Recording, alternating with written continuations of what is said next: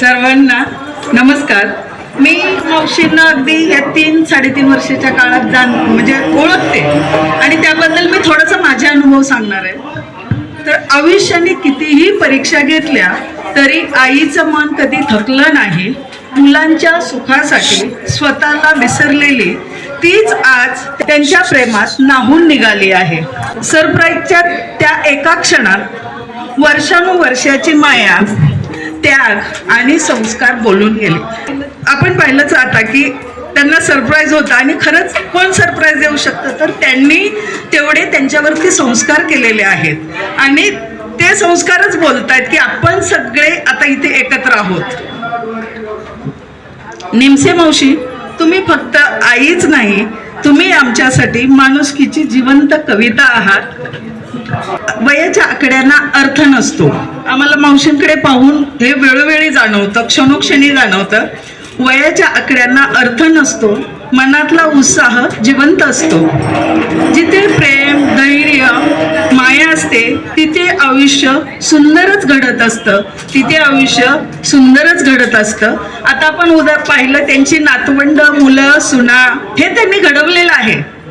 आदरणीय उपस्थित मान्यवर, काळा तलाव ग्रुपमधील माझ्या सगळ्या मैत्रिणी आणि सर्व ज्येष्ठ मंडळी, समस्त निमसे कुटुंबीय आणि आप्तेष्ट आणि आपल्या सगळ्यांच्या लाडक्या आजच्या कार्यक्रमाच्या उत्सव मूर्ती निमसे मावशी, आजचा दिवस खरोखरच विशेष आहे.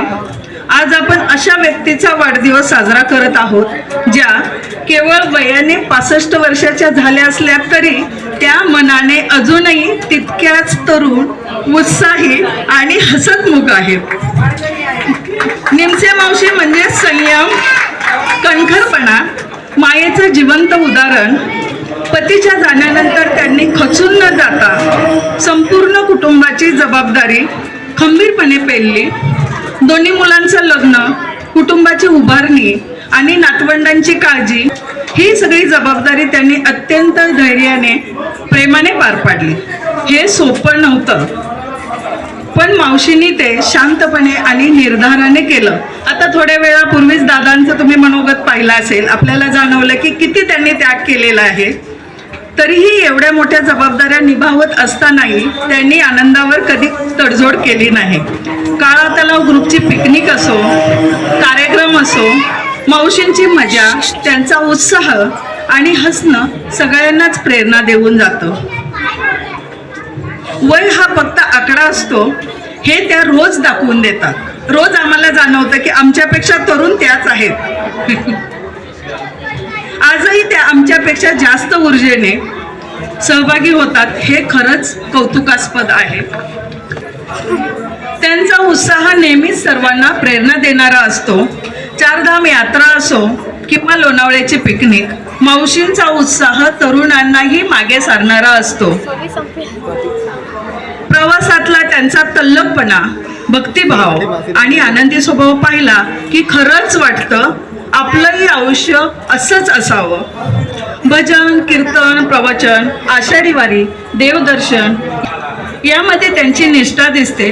लवकर उठून व्यायाम करणे, चालणे आणि काळा तलाव परिसरात नियमित फेरफटका मारणे, त्यातच त्यांचे उत्तम आरोग्य लपलेलं आहे. म्हणजे आम्ही जेव्हा काळा तलावला जातो ना, तेव्हा त्यांचे राऊंड होऊन ओंकार होऊन झालेलं असतो. म्हणजे इतकी त्या आरोग्याची काळजी घेतात की त्यांना आता एकही गोळी नाही. म्हणजे हे त्यांच्याकडून घेण्यासारखं आहे. मावशी म्हणजे माया, शिस्त, श्रद्धा आणि सकारात्मकतेचे सुंदर रूप आहे. त्यांच्या संस्कारामुळेच संपूर्ण कुटुंब एकत्र आणि आनंदी आहे. आपण थोड्या वेळापूर्वी अनुभव घेतलाच त्याचा. मावशींचा साधेपणा, सकारात्मक दृष्टी आणि सगळ्यांना एकत्र ठेवण्याची ताकद यामुळे त्या काळा तलाव ग्रुपचा अविभाज्य घटक आहेत. मावशी, तुमचं आरोग्य उत्तम राहो, आयुष्य आनंद, समाधान आणि कुटुंबाच्या प्रेमाने सदैव भरलेलं राहो. या 65व्या वाढदिवसानिमित्त ईश्वरचरणी मी प्रार्थना करेन की मावशींना उत्तम आरोग्य, दीर्घायुष्य आणि अशीच सदैव हसतमुख राहण्याची जीवनशैली लाभो.